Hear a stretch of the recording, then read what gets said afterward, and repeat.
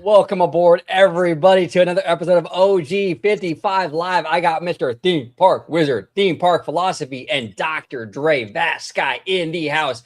We're talking all about the new Disney leadership. We got Josh D'Amaro. We got Dana Walden.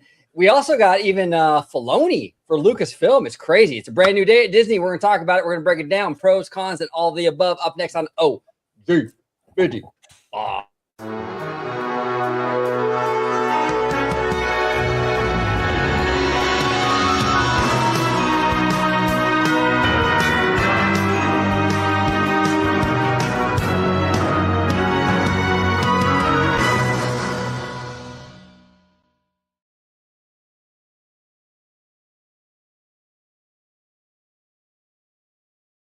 Welcome aboard, everybody, to another episode of OG 55. We got Mr. Theme Park Wizard with his Universal Fan Fest. How you doing, Wizard? Fantastico. Everyone, make sure to get your tickets. It's going to be a great year. And you can get those through me. But also, you can follow me on Instagram, Facebook, Twitter, TikTok, and more. And subscribe to Theme Park Wizard for fun stuff. There he is. I'm gonna be live at. I'm gonna go live at Epic Universe, so go check me out there if you like that. There he is. Wizard is going. He's going to Florida tomorrow, so he'll have a lot of great Florida content. So make sure you check out Mr. Wizard. Got the fresh haircut, looking good, Wizard. Appreciate you joining today. And we got Mr. Theme Park Philosophy, aka Jose, formerly known as Slimer. How you doing? How you doing today, brother? I'm doing great. Thanks very much for having me on. And you can find me at Theme Park Philosophy. It's a new channel if you haven't checked it out, by the way. What's up, Rob, in the chat? Good to see you, sir. Thanks for joining. Essentially, what we do is we take the tool of philosophy and we just aim it at the parks, the companies that run them, and see what they reveal about the human experience. So if you're into that kind of stuff, go check out my channel, give it a sub. And thanks for joining us today. Appreciate it. Yeah, absolutely. Absolutely. Thank you, Jose. Appreciate you. And we have Vash Sky back on the channel after it's been a couple of years. Vash, how you doing, man? It has been a couple of years, but aged a day. I haven't aged it. Hopefully I haven't aged a day. I feel like I've aged a day, but that's okay. We are here now. We are here live, and I'm extremely happy to be back, but also, I am here talking about not just my triumphant return to Orange Grove 55, but also too, just launched a new channel. I'm going to go ahead and share my screen just for a second there. Absolutely. So you want to go ahead and share that, OG? It is Vash Sky Park Cast. Ooh, almost at 400. Look at that. Almost at 400 subscribers without a piece of content to show for it. But people have been extremely generous about subscribing. We have a series of videos already on the slate.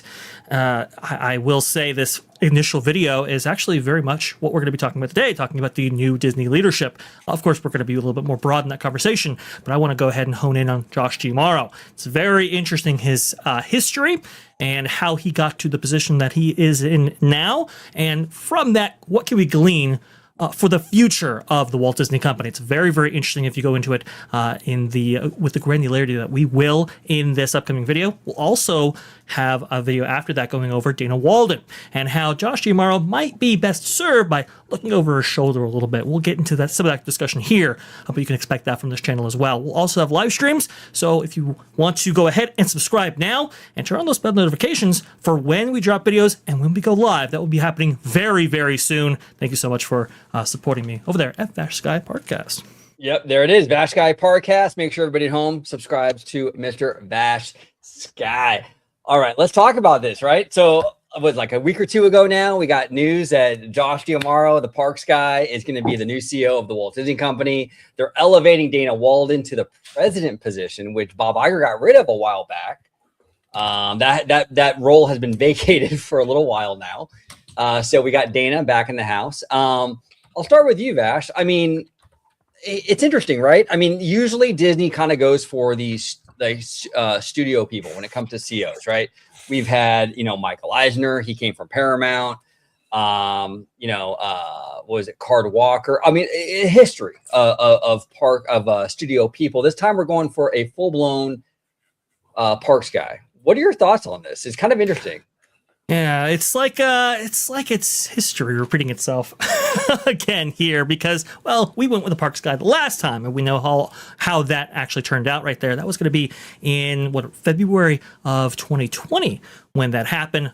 Unfortunately, Bob Chapek didn't get to live out his initial contract right there after getting a full confidence from the board, as you might be well aware there, OG. So it was very interesting to see his decline and then his replacement come in the form of Bob Iger in December of 2022. Now we are going back to almost where we started with a CEO who came from the Parks division, that being the chairman of experiences. But this time, now he has a little help from the entertainment unit, and that being Dana Walden. Dana Walden is a very interesting creature. We talked about her actually on OGV5 before. Remember when Peter Ice was shown the door, right? And Dana Walden was quick to back the leader in charge, that being Bob Chapek at that time, saying, "Oh, I have full confidence in him, and we're going to be okay right there." But it was revealed through a series of articles on CNBC. Actually, Alex Sherman brought this to light originally, talking about how she and Bob Iger would take walks in Brentwood where they live together. Okay, so they don't live under the same roof, but they live in the same neighborhood, right? And they were taking walks, apparently, regularly, talking about how dissatisfied they were with Bob Chapek. In fact, Dana Walden actually went to Bob Iger and voiced his displeasure and said, "How can we basically oust him?" And Bob Iger said, "Hey, you got to go to the board of directors to do that." And we do know of a particular time in which there was a walk scheduled between Dana Walden and Bob Iger for a particular time of day. And according to reports, Dana Walden had no intention of actually fulfilling that walk with Bob Iger. She just wanted to make sure that his schedule was cleared so that Susan Arnold, the then chairman of the board, could give Bob Iger a call and offer him the CEO position back. So Dana Walden is part of this kind of almost coup d'etat attempt to oust Chapek and bring Bob Iger into the fold. And it was at that time that Dana Walden was the first one that people were thinking, hey, she might actually be the CEO in waiting. But unfortunately, it wasn't hers I guess, throne to sit on, right? Because there was a couple of things that happened. One, I think her relationship with Kamala Harris kind of derailed that effort, right? Because I think if Kamala would have won, it would have been an asset. Now it's not quite seen as so, at least from the board's perspective, and wanting to keep this administration happy. Obviously, there's some regulatory concerns that they want to get approved, and they'll need this administration to do that. So that's knock one. Knock two, I think, was Jimmy Kimmel, right? Jimmy Kimmel, that whole thing that actually happened right there. Not a good look for the Walt Disney Company. Not a good look for Dana Walden, specifically because she is all over that. So that was a misfire. And three, I think it's that $110 million loss that the Walt Disney Company took as part of that carriage dispute with YouTube. She was assigned specifically to handle that issue, and unfortunately didn't go quite her way. So all of these things, along with Josh's rapid ascendance on the other side, I think secured Josh the win in this case. But that doesn't mean that she doesn't want some power there. So it was recently revealed in Variety, actually, talking about how when it was clear that Josh D'Amaro wasn't going to get the job, that Dana Walden, apparently she had a hand in carving out some of her responsibilities to make up the president and CCO or chief creative officer position. That's very interesting. Usually that doesn't happen. Usually you're just handed whatever promotion is granted to you. But in this case, not only was she able to secure a higher base pay than Josh D'Amaro year after year, but also she was able to essentially help craft her position. And I think that speaks to the aggressivity connected to Dana Walden and has been there for quite some time. That's fascinating. Now it's interesting too, Dre, because like you brought up a great point here. Now the Achilles heel of D'Amaro has always been he's just a Parks guy, right? And like we are in a very turbulent time right now with the studio end of things, right? Like we have AI, which is crazy. We got streaming, which is still disrupting the whole industry, and we even got this Netflix, Warner Brothers, and now Paramount thing looming, right? So there was I think a lot of fans were nervous, like, okay, you have a Parks guy here, Demaro's obviously very capable, but how's he going to navigate these kind of like Hollywood studio waters? It looks like they Right. decided to go with Dana, so they elevated Dana to that position. I want to ask you, Dre, like in terms of that position, do you feel, because you did lay out a lot of mistakes she's made, and she's fumbled like crazy since she's been at Disney. She seemed Right. to do a better job over at Fox. Is it possible, in your opinion, like maybe Bob Iger was meddling in her department a little bit in terms of like, because Bob is very, the more I see from Bob, and we'll get into it with that interview from ABC, which is I think a total train wreck for both of these guys. But like, do you feel? Yeah, it was bad. It was bad. But do you feel like maybe it's possible that like Dana hasn't really been able to do Dana, and it's like Bob is sort of out there, kind of like meddling, and that's why she's been fumbling so bad? Or do you think this is just Dana just messing up? I think this is just Dana kind of fumbling the ball here. Remember, Dana Walden was brought in with that 2019 acquisition of 20th Century Fox, right?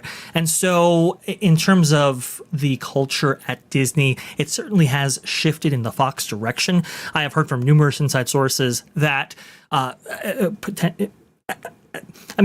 essentially ABC, their other television networks, a lot of them have been culled, and the emphasis has been placed on FX, Fox, and with that Hulu and other divisions directly under Dana Walden's leadership and her experience level, what she's familiar with, which is very interesting. So in terms of Bob Iger's meddling and so forth, I think there has been a little bit of that. I think Bob Iger did want Dana Walden to be the gal. There was a conversation that was had. I don't remember the source of where this actually came from, so I do apologize. But essentially, when the notion was brought up that Josh D'Amaro would be the next CEO and he'd be a fine CEO once he does take power, Bob Iger apparently bristled at that and said, "Oh, Josh D'Amaro's not the CEO yet. That decision hasn't been actually made," which I thought was a very interesting reaction, and I think kind of suggests that Dana Walden was his gal. Again, you got to think from Bob Iger's perspective, right? He still does want that kind of legacy that lives on even after he has left the Walt Disney Company. And what better legacy to be had than to actually be a big part in placing the first female CEO for the Walt Disney Company. I mean, I think that would be a nice feather in his cap right there. I think he was looking to lead that on. It is very interesting because you look at Dana Walden's success rate, and it simply doesn't have the cachet that Josh has, right? Josh has Abu Dhabi. Josh has numerous quarters in which the experiences division is the top revenue and certainly the top profit driver for the entire Walt Disney Company. But Dana Walden doesn't quite have that. And it's very interesting. Wall Street Journal recently came out, I think it was Ben Fritz actually, talking about how the movie division is a little nervous now with Dana Walden being the CCO because in their minds, she has experience with the TV side, but she has no experience with the film side, with the productions, with the live action productions and so forth, in which she is now in charge of. And so they're a little bit weary of that. You'll also note that back when there were conversations about Kathleen Kennedy being removed from Lucasfilm, right, after some disastrous box office results from like Indiana Jones back in the day. I believe that was 2022, if I'm not mistaken, is when that film out. Maybe 2023. I can't quite remember the dates there. But there was a meeting. There was an all-hands-on meeting that was called in, and apparently Alan Bergman did want to get rid of Kathleen Kennedy. Dana Walden did not. So it kind of suggests, right. So it kind of suggests that I think her intuition and how she's been running these companies. I think there has been some Bob Iger meddling for sure, but I think a lot of it has been Dana Walden. Just and we're just going to let you fly there. And I don't think she has quite had the success that Josh D'Amaro has with running his division, which is why he got the job. Well, yeah. Well, it's interesting too. And then I'm going to go to Jose and then Wizard. But like, it's interesting because it was really kind of Dana's to lose at the start of the CEO succession race. I mean, she was the favorite, and she was, and that's going back all the way to 2022. Exactly. And Josh outmaneuvered her. It was one thing. See, the thing is like Dana, and to your point, Dre, Dana was putting out fires almost the entire time. Josh was stacking his resume the entire time, and he was public, which is very important when it comes to Disney. You need to be a front-facing executive to run Disney, because I think that fans and even the investment community kind of expects that now of the Walt Disney Company. You know, if you want to be CEO of Staples or Pepsi or State Farm, you can be a behind-the-scenes business guy. But I think for Disney, I think people really want somebody who can be like an ambassador for this brand. Right. She really wasn't out there doing that. You know what I'm saying? So that was a huge problem for her. And she was placed in public-facing positions. She was faced in positions where she would have these conferences and so forth, and she didn't look all that sharp. She didn't look as polished, let's say, as Josh D'Amaro did in front of South by Southwest or D23 Expo and so forth. And I think that was one of the things that was like, I don't know if she's quite ready for prime time there. The company also looked at, hey, listen, the experiences division has been generating so much profit for the Walt Disney Company as opposed to the entertainment division. Even this last quarter, Q1 2026, fiscal year 2026, which was so critical for Josh D'Amaro. It was the first time that the experiences division actually accumulated over $10 billion in revenue. And similarly, you know, the entertainment division, while they did post $11.41 billion in revenue itself, the profit was just not there. Profit was $1.1 billion from the entertainment division. Meanwhile, for the experiences division, it was $3.3 billion, 3 times the amount in terms of raw profit right there. And so that kind of disparity right there, 60-70% or so of the profit coming for the entire company coming from the experiences division has been consistent for the last couple of years. And it just, I think for the board, it was too much to ignore. I think they are placing an enhanced emphasis on theme parks in the coming quarters and years under Josh D'Amaro. I think that's the vote of confidence they're giving towards that division when they elevate somebody like Josh D'Amaro to that position. Now, Jose, what are your thoughts on this, man? I mean, you know, we have Josh coming in. Obviously, he bested Dana Walden, right? And he earned it. He did. He ran a great race. But she got promoted. I know that Gorman, I think his name is, on the board. He wanted to kind of, you know, retain talent. I guess I saw that on, I think it was like Variety or something, where he wanted to retain talent. They obviously did that. They promoted her. They gave her the number 2 spot, a huge promotion.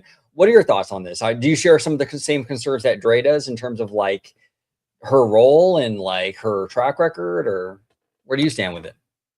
Yeah, I share some of the concerns simply for the fact that her track record, if you want to go back and look at her track record as far as what she has done on the good side of her career, you have to go all the way back to Fox Studios.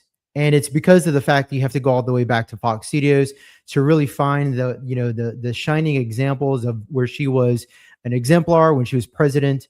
That's not necessarily good. And I think we've also discussed that there is a possibility that Bob Iger has perhaps prevented her from being able to shine. But again, he hasn't prevented Josh D'Amaro from shining. So I don't know how good of an argument that is, because Josh D'Amaro is rising to the occasion where Dana Walden is not.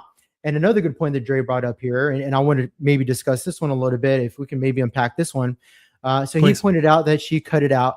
You pointed out that she cut out what her roles and responsibilities are going to be as president. Even though she received the promotion, this is not typically something that's concomitant with receiving a promotion, but she had a creative role in facilitating her roles and responsibilities as president of the Walt Disney Company.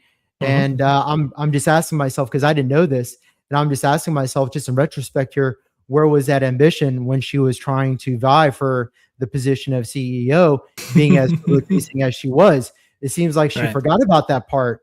And look, I'm willing to give anybody the benefit of the doubt, but here's when it comes to Dana Walden, here's what her 30, 60, 90 needs to look like. And if she doesn't execute on this to where it's something that we can see on the SEC report and the Q3 and Q4 earnings, number one, she has to make Disney Plus more profitable. They need to be looking at ways of increasing the margins. I think they're sub double digit now. I think they're looking at like 7% or something like that. But Disney Plus needs to have better margins. Number one, that's the first thing they're going to look at. I mean, of course, that Josh D'Amaro is going to bear a brunt of that responsibility. However, I feel like this is really Dana's responsibility more so, considering what her direct oversight is of. And then she's going to have to rein in the fiscal end of entertainment as well. they ran amok with the budgets last year. You can't have $6 billion in revenue and still be negative. And I don't care what they were doing with, what was it? That one company, they had a merger acquisition towards, that affected their overall bottom line for the entertainment division. I think it was like something to the tune of like 35% if you were to look at the actual shares, the dollar per shares with and without this business deal. But that aside, $6 billion in theatrical revenue, and he still ended up underperforming. That's not a good sign. So Dana has to reel in the budgets. They have to be constrained. She has to show that she has fiscal discipline, and she has to do it in a way that the company probably hasn't seen in quite some time, right? And she also has to do this simultaneously by elevating the quality of Lucasfilm to levels we haven't seen since, well, probably. I mean, they've had their hits, but it hasn't been a consistent stream of hits for the biggest, one of the biggest franchise in movie history. And I think that the recent Super Bowl commercial, and we can talk a little bit about that if you want. But that Super Bowl commercial, OG and I were discussing. I respect them for doing something different, but a nostalgic Budweiser commercial for Mandalorian and Grogu, which is the first Star Wars theatrical release since 2019. 7 years. Yeah, so 7 years. That's not the time to do something romanticizing a Budweiser commercial when the movie's release is 4 months out, right? So that was a weird call. Yeah, I mean, and especially when the previous two teaser trailers they made didn't make a big splash. There wasn't like, oh my gosh, like I want to see this movie. So you think the Super Bowl ones, you want to show more of the movie, not just create the commercials. Right, exactly. So when you're looking at fiscal discipline, which is what she has to exemplify now with this role, both in the streaming side and the theatrical side, and yet they spend $8 million on a 30-second Super Bowl commercial for this commercial that didn't energize anybody. It kind of makes you wonder, okay, are we still seeing some residual, or is this something that, Dana had her hand in? Of course, that we can speculate. I don't like to speculate, but in Q3, the speculation is over and we need to see direct results. Well, to go off of Jose's point here, that's what, a $7-8 million ad spot right there, and it didn't really make. Again, I heard they can be up to 10 million. Right. So that's a lot of money to pour into one ad spot that didn't connect, and it didn't connect because, well, where's Variety going with that whole they had to explain what they put out there. So yes, they had a press release saying, "Oh, this is what we really were thinking," and all of that, and having to explain it. To Jose's point, that's not effective advertising, and that's not discretionary when it comes to spending, or at least it should be taken with a little bit more thought than what we saw in the Super Bowl. Now, I don't know if it was Dana Walden's call, to your point there, Jose, but it just shows that we really need to get fiscally responsible when it comes to the entertainment side of the business. As James Gorman, who comes from Morgan Stanley and handled that CEO transition, that's why he was brought in for the CEO succession committee and now chairman of the board, he has said that, well, I think entertainment and experiences could be 50-50. The only way I think that could ever be the case is if you get fiscally responsible on the studio level. Well, maybe, I don't know, a drop in experiences, but we'll see. We'll have the discussion soon, I'm sure. Yeah, no, you guys are right about that ad. It was, if that ad would have happened a year ago, like if it would have happened last, Super Bowl, I'd be like, you know what? That's a fun, risky, kind of outside the box trailer. That's cool. We're still a year away from the movie. That works. Jose, to your point, we're 3 months out or something like that of this movie premiering. We haven't had a Star Wars movie in 7 years almost. It needed to show us some footage, I think, of the actual movie. I mean, come on. I mean, I think they dropped the ball on that big time, and you could see it. I mean, people were kind of upset over it on social media and what have you. Go ahead, Dre. The Clydesdale commercials go back to what, 1975, I think, which they have a long legacy at the Super Bowl and Super Bowl times, Super Bowl ads. But again, if you're younger than maybe a millennial, do you even know what you were looking at? Again, Right. it's just okay. Maybe the Parodies trailer is nice when you're going for maybe a larger campaign, or I was even expecting the Coca-Cola tie-in. It's like, okay, maybe Coca-Cola is actually funding this money and they're doing it together. That wasn't the case at all, and it's just like, we know nothing about this movie. You're trying to generate hype for this movie, and it just wasn't displayed here. But there you go. OG, take it away. You're Yeah, right. no. The lack of 4-quadrant awareness, it's mind-boggling. Yeah. Exactly. Yeah, we're in a weird spot right now, I think, with Disney, because we're half in, half out of the old regime, so to speak, and the new regime, right? And it kind of plays to, honestly, I mentioned a little bit at the beginning of the show with this whole Bob Iger and Josh D'Amaro interview, which I thought was really embarrassing. I got to be honest with you. I mean, and not to Josh's fault. It was really just the whole idea. We've seen this before, right? Where it's like Bob Iger is in legacy mode. But legacy mode is not the same path as what Disney needs for the future. So you have Josh and Bob Iger sitting there being interviewed, and the whole interview felt like, let's solidify Bob Iger's legacy. And it's like, come on, I want to hear from Josh. Why wasn't Dana there with Bob Iger in that interview? That's who we want to hear from. I don't need to hear from Josh about how he's nervous because, oh my gosh, Bob Iger's in the room with me. I mean, come on. It was all so very fake and phony because, like, you work with him every single day. What do you mean? He told the guy, the interviewer, the David Murr guy, oh man, don't remind me. I'm in front of Bob Iger. It's like, come on, dude. Like, that was like, come on. You work with this guy every single day. Let's not overblow it. The whole thing was crazy. But yeah, we're in this weird kind of transition where it's like, you know what? We got the Bob Iger era kind of still in there, but then we got this new era sort of emerging. And it's like, what's what, right? Well, so with this commercial, it's like, is this the old regime? Is it the new thing? We don't really know. I do know, though, with the movies and stuff like that, we're not going to see the fruit of the new regime in terms of the actual films for years to come. There is a lag in this stuff. It usually takes these films about 3 to 4 years in the production pipeline. It's going to be a little while before we see any kind of measuring stick as to what the new team is kind of doing, at least with the films themselves, right? Like a commercial, I don't know how quick they can churn those out, but with films, there is a lag with that for sure. But I do want to give a big shout out to Hidden Geek Village with a $50 super chat. Thank you so much, Hidden Geek. OG, thank you for bringing this super team together. Absolutely. Also, really great to see OG and Vash Sky together. Congrats, Vash, on the new channel.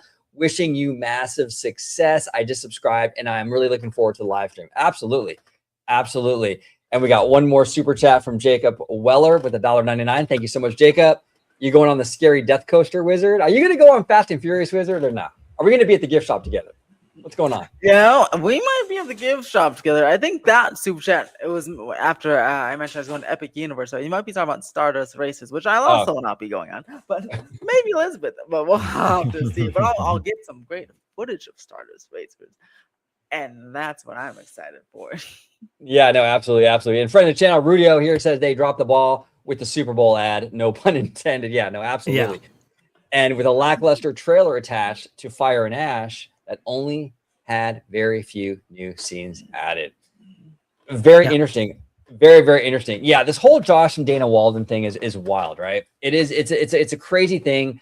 I really hope. Well, here's the thing. I want to ask you, Vash, and we'll kind of go off of this. Please. We have an experiences guy in there now, right? But I've heard a lot from Josh more about the gaming stuff. Like, do you feel like Parks fans might be disappointed in the way he runs this company? Because I feel like all the energy is with Fortnite and stuff. Now, I'm down for that. I do believe that they do need to tap into that market. That's Gen Z. They got to go into that. But are the park fans going into this expecting a very theme park heavy kind of CEO? Are they going to be disappointed? Because I kind of feel like he's more focused on the gaming and the AI and this other stuff. Is that something that you've also kind of noticed, or am I? Yeah. Oh, well, I mean, I guess he was just recently asked about Fortnite and the Epic Games investment that Disney has made right there and incorporating their characters and IP and parks iconography, I suppose, into the Fortnite universe. Again, this Josh Yamaro, I think this is him speaking from his experience, right? Because this falls under the consumer products or experiences division. And I think he's just saying, hey, we have had ambitions to do some of these things. We're obviously going to remain consistent with that now that I'm CEO, of course. And I think that's what that conversation's more about. I don't know, the showcasing of trailers in Fortnite. It's a weird, it's a weird thing to do in that particular case right there. Oh, is anyone on a movie premiere in Fortnite? Yes. Well, I guess. I don't know how you can monetize the Fortnite. What is a tie-in with Disney's IP characters and so forth. I'm just not sure what the revenue stream right there looks like. Perhaps they're thinking of maybe if you showcase the catalog of characters from Disney's library to these Fortnite players. Oh, okay. Well, maybe we get enhanced box office. Maybe we get enhanced visitation at the parks from Generation Z, Generation Alpha, primarily playing these games. I don't know. They seem like brand deposits to me, and they also seem like this is trying to satiate shareholders more than a fundamental revenue stream for the company. That's kind of the way I felt about it. In terms of AI, that is a big, obviously, concern to investors, to shareholders, and so forth. And it should be, right? I mean, we have, hundreds of billions of dollars exchanging hands between these AI companies, OpenAI, NVIDIA, and so forth. So it's like, okay, well, when the company makes a $1 billion investment into OpenAI, and I believe gives access to its characters for 3 years, 1 year exclusively, it's like, what can we expect from that partnership, that relationship? And so that's why on the most recent earnings call, that being fiscal year 2026 Q1, a lot of the questions were directed at AI because, I think a lot of investors, monetarily speaking, obviously there's a lot of capital being poured into that. From a, from a standpoint of where does Disney fall into that equation, like where does it position itself? I think that's a really open question. And apparently James Gorman has said, at least with an interview with Variety, saying that Dana Walden and Josh D'Amaro, I think he was asked about Dana Walden specifically, they were looking to incorporate AI into their post-production, which, I don't know, that might be a way of reducing those costs, to Jose's point, in order to make that that entertainment division much more profitable in the future.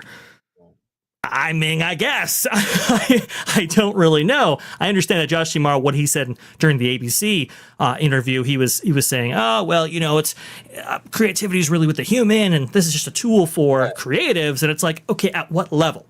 Is this a tool, right, to be used by, I don't know, CGI artists in the post-production, or is this a tool by creatives like, I don't know, the director for your next Marvel film? That's what level are we talking about? Where is this AI integration going to come from? That's a really big open question. And again, they invested $1 billion in OpenAI. There have been some really big questions about whether or not OpenAI will even be a company in 2027. I think Wall Street Journal just recently pointed out that this $100 billion investment that they were going to get from NVIDIA, that might be on ice as we currently understand it. And Jensen Huang, CEO of NVIDIA, has kind of said, oh yeah, we really didn't commit to $100 billion. It wasn't going to go in this first round, of course, and now it's getting a little cagey. We now hear, stories in the back end between Sam Altman and Jensen Huang trying to, bad-mouthing each other and so forth. Anyway, all this is to say that, did Disney invest in a company that, it isn't going to be around? It's an open question right now. No, it is. And I think the motivation for Disney to invest in that company was about, and this is just me speculating, but I think Disney is really worried about like the free-for-all kind of use of their characters and their IP. So they're investing in these AI companies to sort of kind of gain control, right? If you invest money into these AI companies, you have a seat at the table, you have a lot of leverage, a lot of pull. It's kind of like a two-prong kind of approach, right? So they do is they invest in these AI companies, and they'll also kind of do the lawsuit thing, right? So they're kind of tackling this stuff, the two-prong approach. I think that's kind of what they're doing with this stuff. But you're right. Riding that tiger, though, expecting it not to consume you, I think that's the biggest trick here, right? I mean, because the capabilities of generating these characters doesn't just sit with OpenAI or these AI companies. These are large language models putting this together that anybody can put on their home PCs to do just that. How do you trap that? How do you cage that? How do you control that? I don't know if lawsuits or investment into OpenAI, to your point, OG, is going to be able to contain that dragon. But please, sorry, go ahead. No, you're 100% right. Because when you start to get in bed with these companies, you're right. How do you thread that needle? You know what I'm saying? How do you keep it separate, right? Jose, what are your thoughts on that? Then I'll go to Wizard. Yeah, those are all relevant questions. And, to be honest with you, I haven't really navigated the legal aspects, the legality of forming, licensing agreements with artificial intelligence when it comes to the utilization of Disney's IP or anybody's IP for that matter. But one thing that I can tell you, though, is that it really is an impairment on the creative capabilities when it comes to trying to utilize, we can talk about this in real time now. Like, for example, Sora. If you're going to Sora right now, at first, it was great because you could type in anything and it would create anything. And then all the companies saw what was happening and they sent out cease and desist. And now, the creative capabilities of Sora, they're so crippled by the cease and desist from these companies that saw that their IPs were being utilized in creative ways that I mean, it's pretty much useless as a creative tool, at least on the commercial level, residential commercial level. But if you buy a license agreement, yeah, sure. But who's going to buy that? It's going to cost you tens of thousands, if not hundreds of thousands or millions of dollars. So it's really only going to be companies that are limited to licensing, to IP, to be able to use licensed IPs. And so that rules out everybody else, which brings it to Dre's point, which is how is this going to be incorporated when it gets integrated into Disney Plus, which is going to happen, they've said 6 months from now. And so I'm not concerned. I don't feel, I'm pretty indifferent about it because I'm a wait and see kind of a guy. However, again, like, are we going to be, what's the creative flexibility going to look like? Is this going to be something that like kids are going to try and say, this is dumb? You got to use your hands. This is a child's toy, to quote Elijah Wood from Back to the Future too, right? Baby's toy. Yeah, it's a baby's toy. So it might be a baby's toy from like a creative, aspect. And so that's my biggest fear with that. Now, with regard to artificial intelligence and the broader picture of AI, I think that we're stuck in like a language loop here, where we like to use AI in these broad, general speaking terms, and we always use it as a pejorative, and it's always a pejorative in that it is going to take away jobs from creatives. And that is, I just got told to be quiet. So I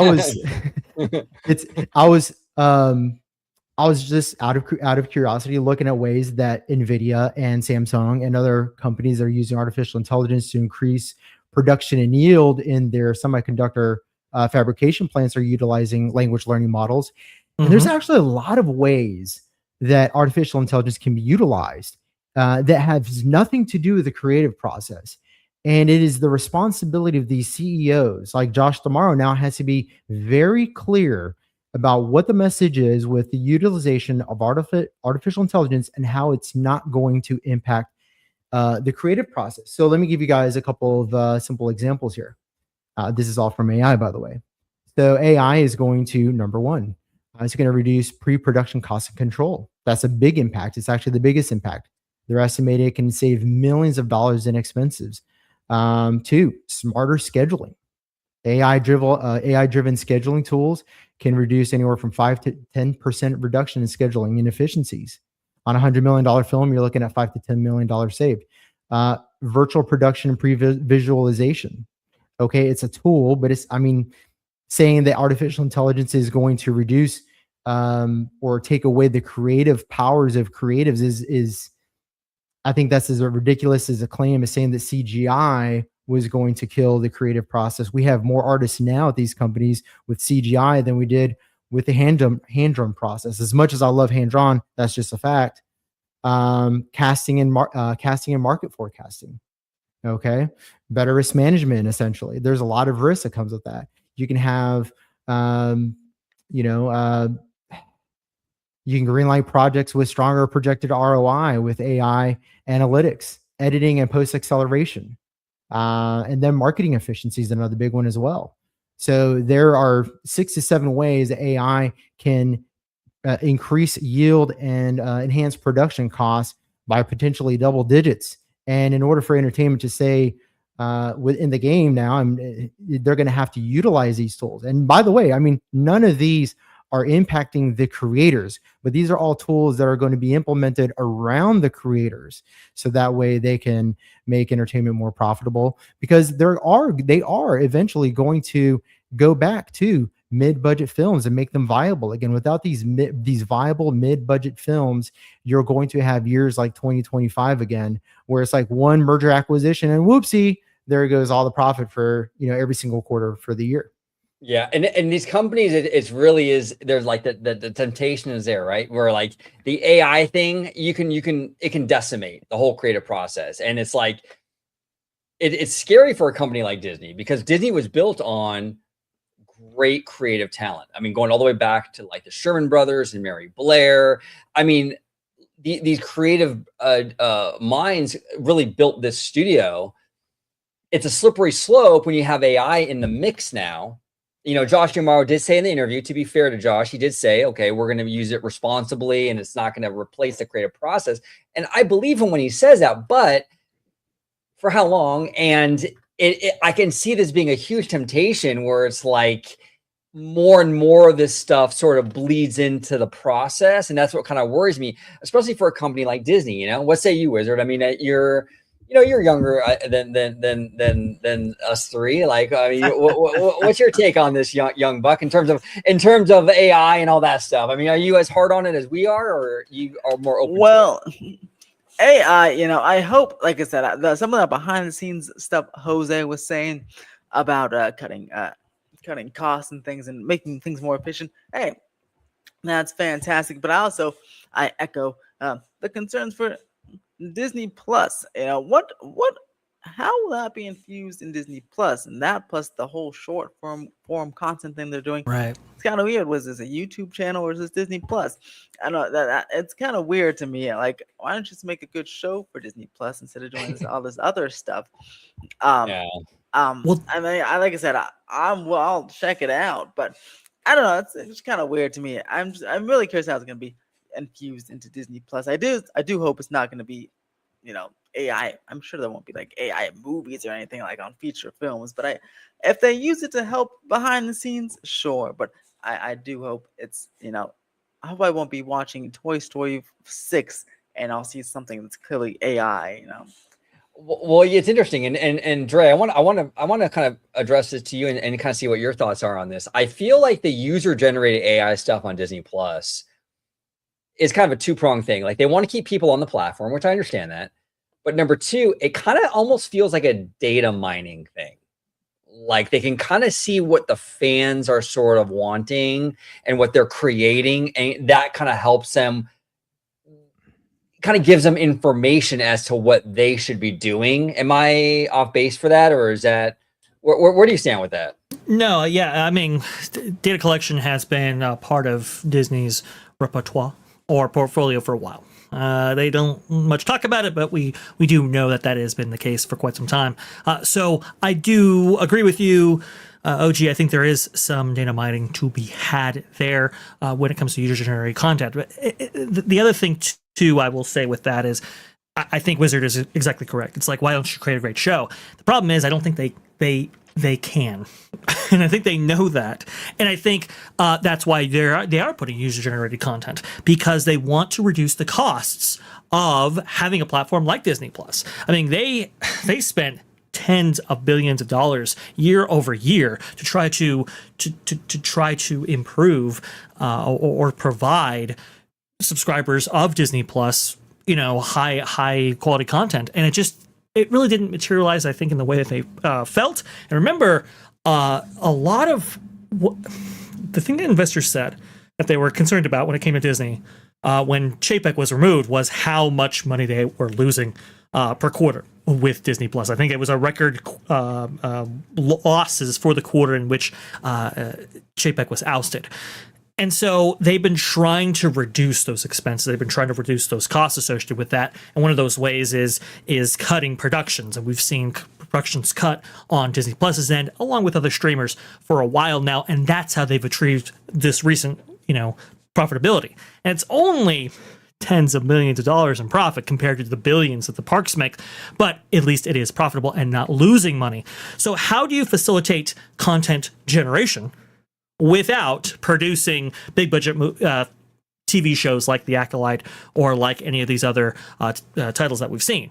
Well, you use user-generated content. I think that's the really big idea that they have going for them in terms of this user-generated content, and maybe even some stuff with the Sora as well. But I don't quite know if it's the value add that Disney believes it is for the consumer. I don't know any consumer that's like, hey, I'm maintaining Disney Plus, or I'm going to buy into Disney Plus because I can see user-generated content. I don't see that working out. We'll see how it's incorporated in and so forth. But I just don't see that.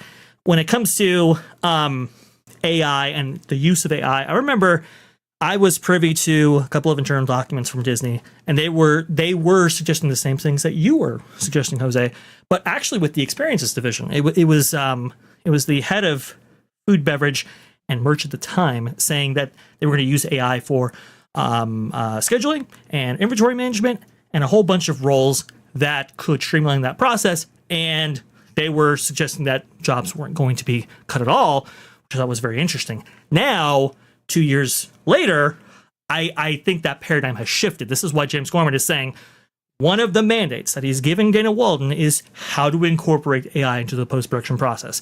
That could only mean one thing: reduces in costs at that level. And when you look at the entertainment division, and when you look at their expenses when it comes to each one of these films, post-production is enormous. And wouldn't it be great if we could reduce those costs? I think that's the ultimate goal right there. As an animator working for Disney, I think it's somewhat discouraging that you would see the company that you work for invest $1 billion into OpenAI and provide them their characters when, it's like this technology, if improved enough, might end up replacing us. I don't know if that's going to be the case. Right. But that's got to be the thought process going through their minds. I think like in between artists and so forth, I mean, it's going to get a little dicey here very quickly, I would think. I agree. Now, Kiki and Luca here asks a great question. Is Disney, and this actually ties into the Netflix Warner Brothers thing, and I'll tell you why in a second, but is Disney Plus trying to be like YouTube and get more user-generated content? Yes, they are, Kiki and Luca. I think in a lot of ways they are. But here's the thing. One of the sticking points with the Netflix deal with buying Warner Brothers is that market share with the streaming service, right? Netflix is arguing, though, YouTube is part of the streaming service game, right? Now, Paramount and other people are saying, no, it's not.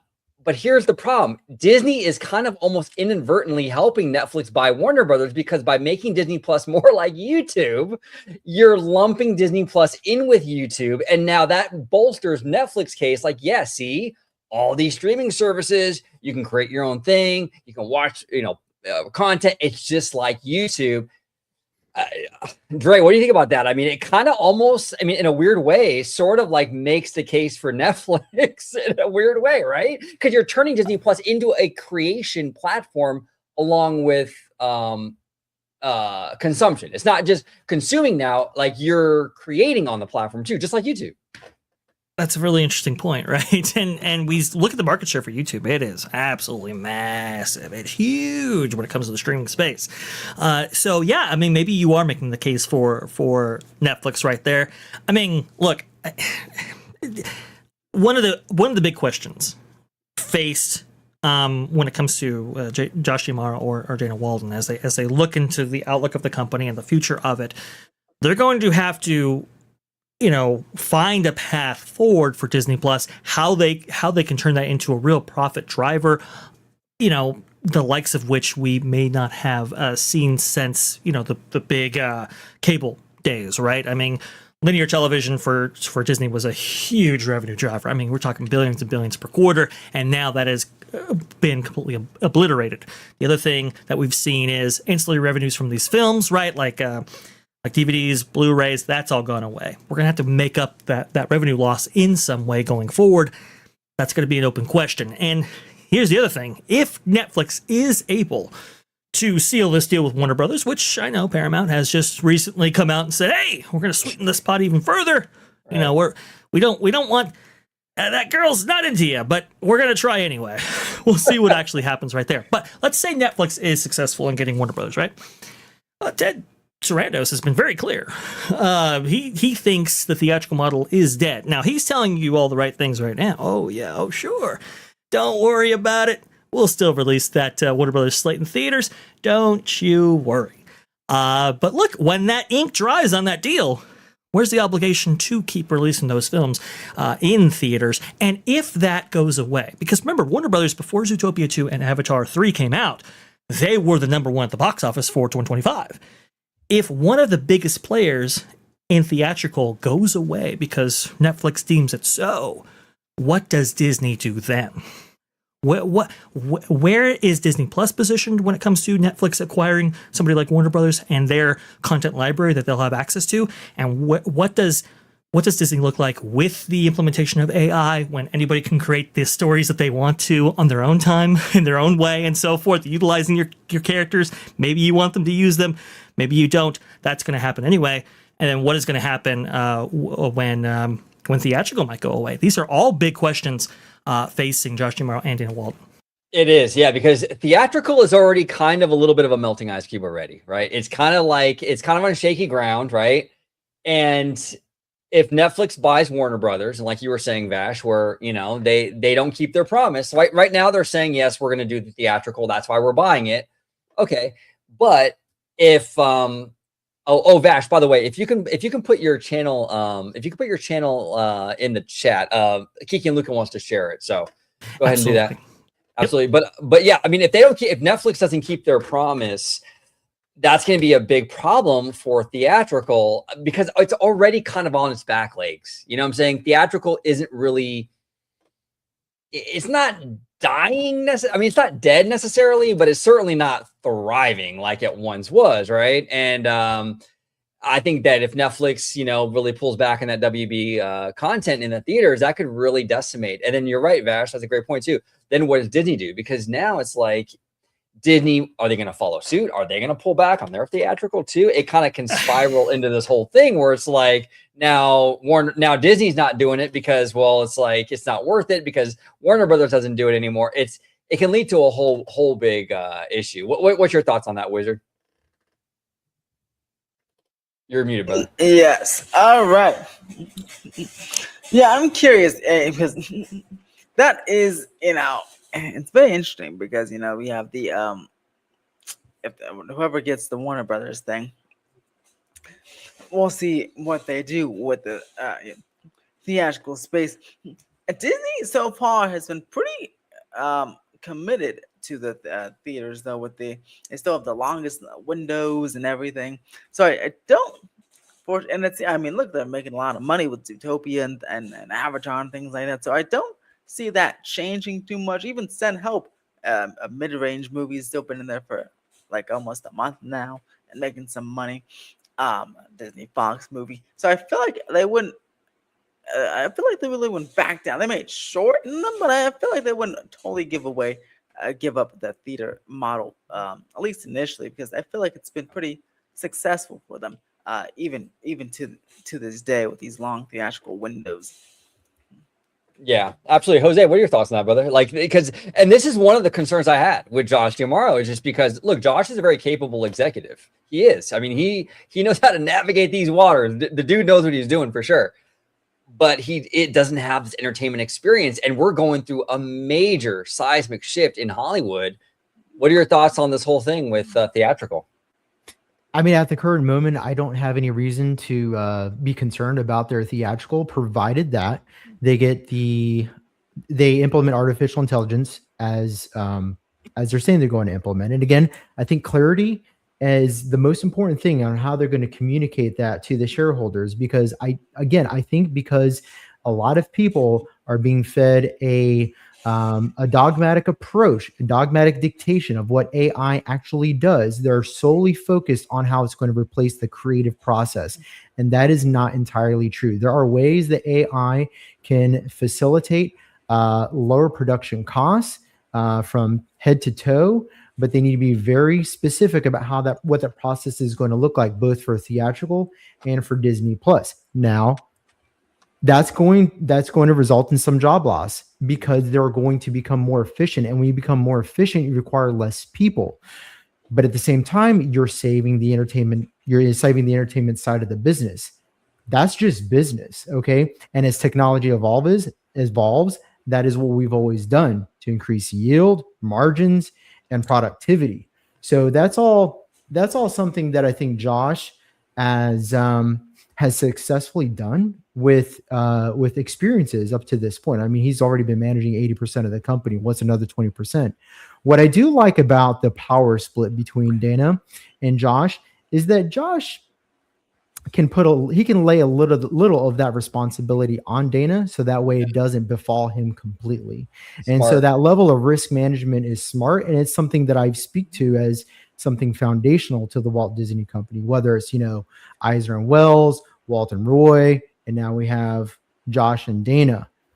So they can divide and conquer however they see fit. But again, I do think that they're going to split the risk when it comes to how they're going to take that approach.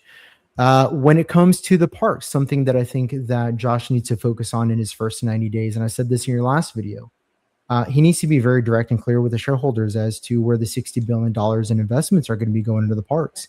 I still don't know I don't know the specifics. They came out with a pie graph about a year ago. People have made their own pie graphs just based off of numbers that have been reported at shareholder meetings, but there hasn't been a conclusive, comprehensive one, just a very direct message as to where the $60 billion are going to go. And as a shareholder, I want to know where that's going. I want to know if they still have these longstanding commitments that they've made under the Bob Iger era. I think one example that we've discussed several times now is Iger's commitment to putting an Avatar land in DCA. Is that still something that's going to happen under Tomorrow? Or is Tomorrow looking at putting that CapEx in another park, like perhaps Abu Dhabi? This level of clarification wouldn't be necessary if it wasn't for the fact that we are now switching CEOs in the middle of a $60 billion restructuring of all their domestic and international parks. And that's something he's going to have to address sooner than later. Yeah, no, great. Actually, you're the segue king, Jose, because that's actually what I wanted to talk about. Because Showmac here says Avatar only did 1.4 billion, which for any other franchise, 1.4 is still really good. But from Way of Water doing 2.3 billion though, right? So there is a gap there. There's absolutely a gap there. I'll start with you, Dre, and I'll go to Jose. And Wizard is here with us still. Just want to let you guys know his camera just went off, but. Dre, before that's by the way, it's a 55% drop in revenue from Avatar 1 to 3. That's how much of the fan base they've lost. Right. And Dre, you brought it up on this channel a while back where, Bob Iger needed to justify the $70 billion Fox purchase. So how do you do that? You invest in the parks with Fox properties, right? Now, so we're getting Pandora in DCA, which I'm excited for because I love Pandora. We were there together a few years ago. It's an amazing land, Yes. I'm down for it. I'm all in for it. But here's the thing. They haven't announced, and to Jose's point, they haven't announced Monsters, Inc. closure yet. Mm-hmm. The film is a success, but it's not doing the banger numbers that the last one did, right? Yes. Do you feel, Dre, that it's possible that there's not the appetite with the new administration with Josh? Josh doesn't have the same sort of connection to that Fox deal. Is he going to want to go through with this, or do you think it's possible they put that on ice and you know what, we'll do Zootopia instead? It's a decent possibility. It's a really decent possibility now because, and the writing was on the wall back in October of 2025 when they re-released Way of Water, and Way of Water was way under that re-release right there, way under the numbers of the original Avatar when it was re-released ahead of Way of Water back in 2022, and it was like, are we gonna see problems on the horizon? And we did. 1.4 is good for any other franchise, as OG has pointed out. Kathleen Kennedy would have loved 1.4 with something like Indiana Jones, right? like that is a fantastic number. But when you are talking about the level of investment as required by like an Avatar installation and Disney California Adventure, something that will have to, will be there for 40 years, well, now it gets a little bit. It's like, are we investing into a franchise that is already cooling? That is a big question mark, and this was why I was a little bit skeptical of the entire $60 billion investment by the Walt Disney Company as a whole, because they were saying, look, this is going to be over 10 years. Well, we knew at that time that Bob Iger was going to be there to see that 10 years through, and then they said that the bulk of that is going to be on the latter half of that 10 years. And it's like, okay, well, how is this even going to be divided up? They also said that, 50% is going to be maintenance and upkeep and so forth. So now we're only talking about a half of that, $30 billion over 10 years. That's about $3 billion a year. But that includes Cruise Line, which has been accelerating in terms of its fleet production for quite some time now. That includes resorts. That includes the parks as well. And to Jose's point, how is that being divided? This is a question that Nelson Peltz in his white paper actually had. When it came to where this $60 billion investment was going. He was out asking that question, and remember, he was given the, it's a distraction. Okay, well, but it's a big question, though. Like, how is this all going to be divided up right here?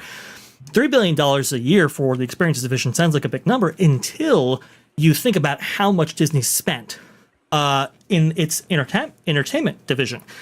Do any of you know how much they spent on entertainment in the year of 2025? I do not. No, I do not. $5 to $10 billion. I'm going to guess. They spent just shy of $25 billion on entertainment in the year of 2025. Mm-hmm. And so when you look at the CapEx number being anywhere between $6 to $3 billion for the experiences unit, especially with how much it contributes to the bottom line every single quarter, it's like, what is going on? Like, why is there this massive disparity right here? And with that CapEx that has been that has been shifted over to the Experiences Division, it's like, do we want to spend that on what was Bob Iger's dream?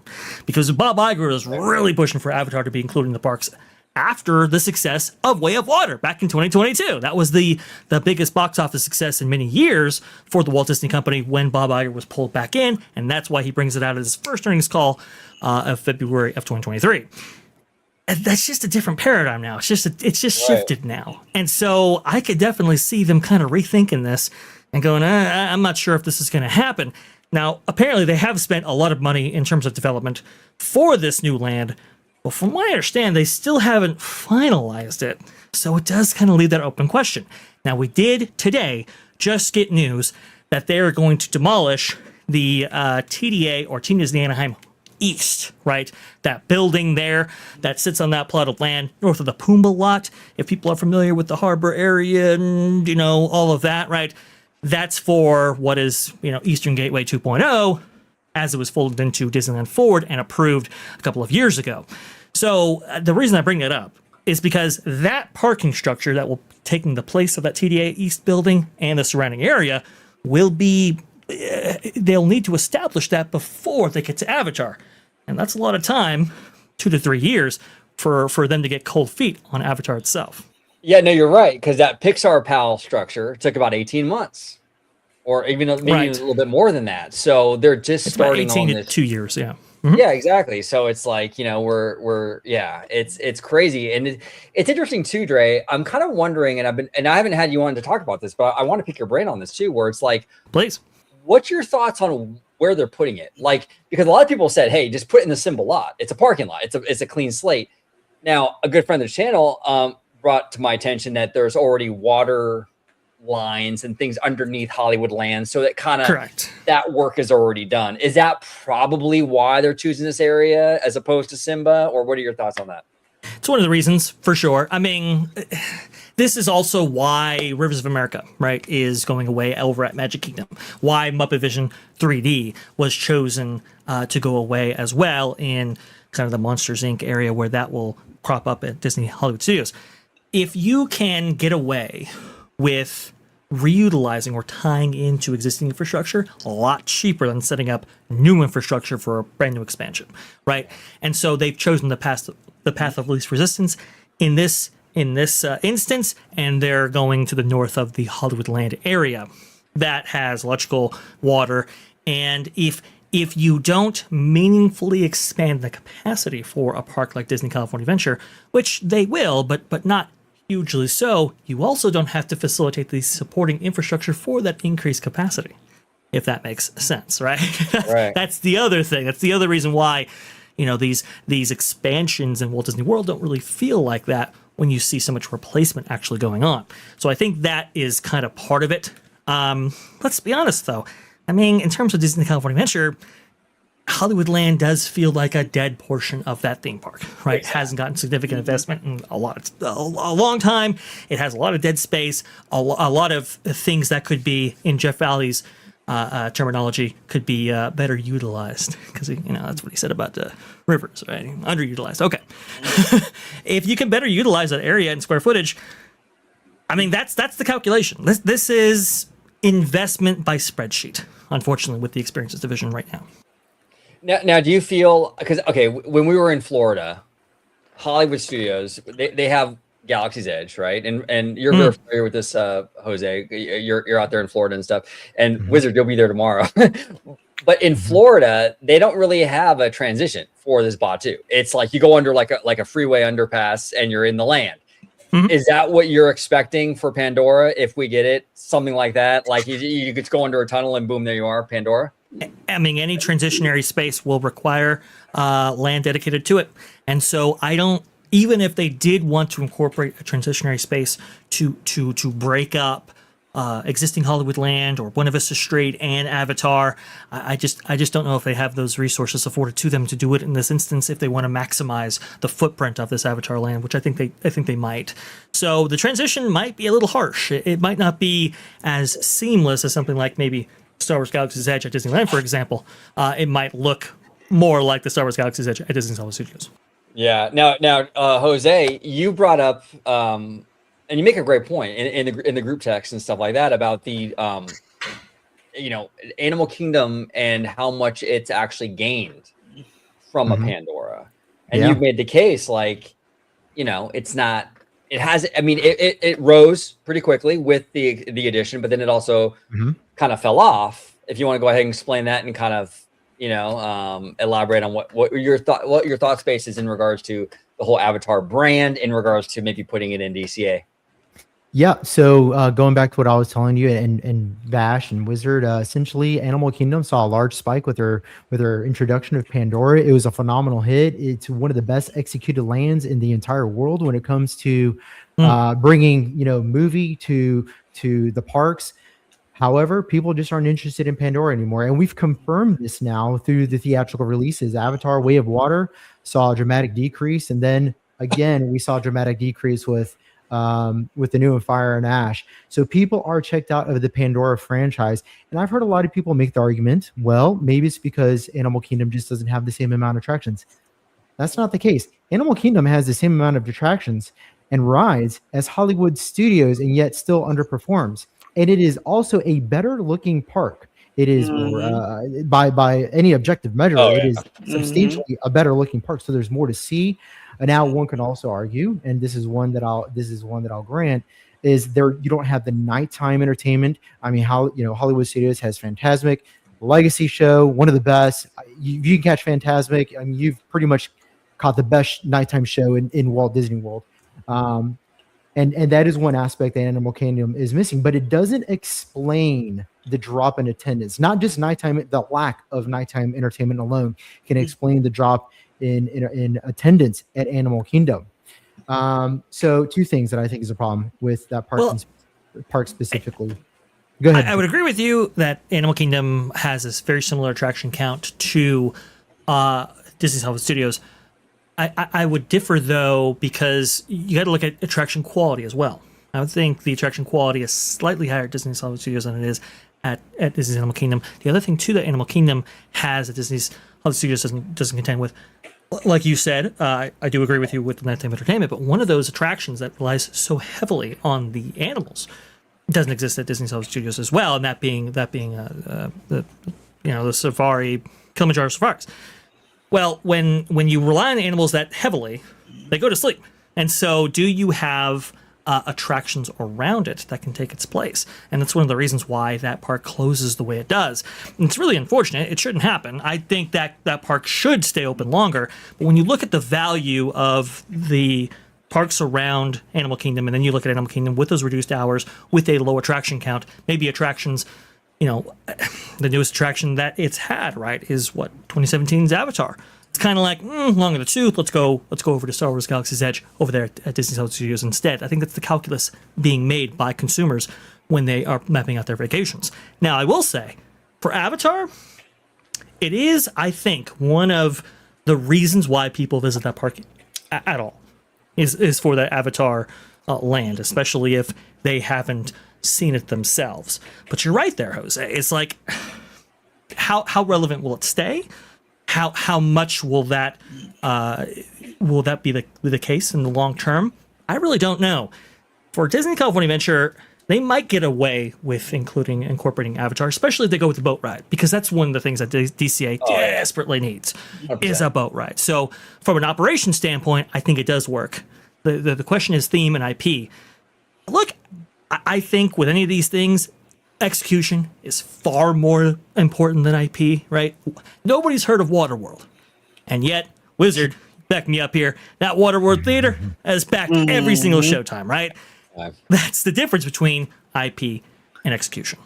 Yeah, I also think no matter what it goes in the Hollywoodland plot, whether it's Avatar or something else, no matter how many people say they want or don't want it, I feel like it'll always be quite busy, because Disney California Adventure benefits from a lot of locals, and whether people like Cars or not, they're always in Cars Land. People think Tomorrowland needs a big refurb, but that's always really busy, right? So I feel like since there's so many locals that are there, especially in the festivals like California Adventure, I feel like Avatar, no matter what goes back there, it'll always be busy as long as it's pretty high quality, or like Cars Land level. Even Avengers Campus is just okay, and that land's always packed with people watching Spider-Man and riding Spider-Man. So I feel like DC does have a benefit there with just locals just coming in and riding stuff anyways, no matter how good it is or not. Yeah, that's true. And that's the gift and the curse a little bit with stuff with Disney, because it's like the Tomorrowland problem, right? Like, it needs the love, but like you were saying, Wizard, and you're not wrong, it's packed. So what's Disney's incentive to go in there and start ripping everything up? I mean, the land's packed, So well, that's what was revealed in I believe it was Ben Fritz, right? I believe it was the Wall Street Journal that had the big the big down low as to the history of the experiences division under Josh D'Amaro, and even predating him in some instances. They passed over on a redo of Tomorrowland, specifically because operations managers felt that they would not get the attendance increase from an investment at that level. And that's super unfortunate, right? Because we all know that, look, it's not all about attendance, and it's not all about profit all the time. Sometimes it's about relevance and not having your park look shabby, right? That's one of the reasons why you can demand a bigger price tag at the gate is because of the quality of the experiences on the other side. And so that was most unfortunate to see. But like Jose says, it is a business. It's show, but it's also a business. I can understand the mindset, but I just this kind of expansion or addition or capital expenditure by spreadsheet, not a fan. Yeah, no, and that was interesting too, that whole article, because it was like really convenient timing for Josh D'Amaro. It felt like very much like a Chapek hit piece, and Josh sort of like trying to separate himself from that era, because he was very much involved in that era. But like, I feel like that was right before they announced him, and that was like his team. And this is just me being conspiratorial, maybe I'm wrong, but I feel like it was Josh D'Amaro's team sort of like putting it out there like, yeah, that era was kind of terrible, but I had nothing to do with it. It was that distance thing. You know what I'm saying? It felt very PR-ish to me, and that's where Josh excels. I can see through it because we're all very savvy here. We follow this stuff very closely. Sure. But I think a lot of people, I mean, man, he's good. He's good. I'll just say that. He's really he's good. very good. And that's why you got to keep an eye on him, right? Because he'll weasel his way out of stuff. I mean, look, it is amazing how he is the guy that sends out that letter to the Imagineers talking about Lake Nona, and you got 18 months to move or you'll lose your job. He's the guy that sends out that letter. And yet none of that really falls back on him. It's very interesting how it all kind of worked out for him. Similarly, he's the guy that also pulls out of the tax subsidies for this with the city of Anaheim, right? In preparation for Measure L. If people don't understand what I'm talking about here, remember, it was a very caustic time in the 2010s when it came to the relationship Disney had with Disneyland and Anaheim, right? It was very, very bad. Mayor Tom Tate goes back and forth with them. The city denies them their tax incentive when it comes to the new fourth hotel. They have to cancel that project. They have to sideline the Eastern Gateway project for almost 10 years until it was folded into Disneyland Forward successfully. And that, that kind of very, hellish relationship between the two entities. Josh Giamaro, when he comes in, he's like, look, you know what? We're not going to go ahead and take any tax subsidies from Anaheim anymore. Clean slate, fresh new way. But that was all in preparation for Measure L. That would be voted on by city residents and was passed. Measure L says you have to pay your employees a certain minimum wage, and that would increase in subsequent or following years, right? If you take any tax subsidies. That's why they pulled out of the tax subsidies. It wasn't to clean the slate. It was to get away with paying their employees less. And yet nobody, that's not connected to Josh Giamaro in any way, even though he's the one doing it. Look, Rivers of America, right? A very controversial decision to bulldoze that and replace it with Cars Land and Villains Land Beyond and so forth. Remember, that was announced at the D23 Expo in the Honda Center, and everybody was there, right? And they're like, hey, we're getting 14 attractions or whatever it was. And one of those happens to be Cars, and another one happens to be Monsters, and all of this stuff. But didn't actually specify what was, what they were taking the place of. They dropped it in the vlog. Yeah. 2 days later, 2 days after that announcement, by the time everybody goes home, everybody flies away, they drop Disney Parks blog and says, yeah, that Cars Land expansion that we're going to give you, it's going to come at the cost of Rivers of America. And then months later, they say, Monsters Inc. land that we talked about, it's going to come at the cost of Muppets Courtyard and Muppet Vision 3D. Again, all of these things happen under Josh Giamaro, including Lightning Lane and everything else. And yet none of it, falls back on him. It doesn't. Now you're going to be in the investment class, right? You're going to be in front of, as the CEO, you're going to be in front of the shareholder class. Will they give him the same leeway on that level? I don't know. Go ahead, Wizard. I'd say, yes, Josh was the head of the parks, and those things did happen under Josh. But as a counterpoint, and this is where obviously Josh is the head and he's going to ask to prove it. But as a counterpoint, look at the things that Disneyland that were announced. Coco and Avatar and Avengers. All of those were in either underutilized areas people don't like Hollywoodland, or actual expansion parking lots. So then the real question is, could it be Josh? Yes, because he approved it. But could the real mastermind be Jeff Volley from Walt Disney World? And Josh said, sure, whatever, because they didn't do the same thing at Disneyland, and Josh was also the head of the parks for that one. That's a fair point. It is a fair point, but you are also in the position to say no. You were also in the position to say, you know what, maybe let's go in a different direction with this. Because we saw that with actually Tom Staggs. When Tom Staggs becomes Parks and Resorts chairman at that time, taking over the job from Jay Rasulo, when that kind of switched there. He was a CFO before, and then he was chairman then. It was like, okay, here's a race. Let's see who's going to be my successor. Spoiler alert, nobody was. That's besides the point. When he comes in and he sees the new Fantasyland improvements, right? It's a lot of meet and greets. You're going to meet with Cinderella, you're going to meet with Sleeping Beauty, you're going to meet with Belle, you're going to meet with Pixie Hollow and all this kind of stuff. But he's a family with two boys, and it's like, there's nothing here that's four quadrant. This is a problem, right?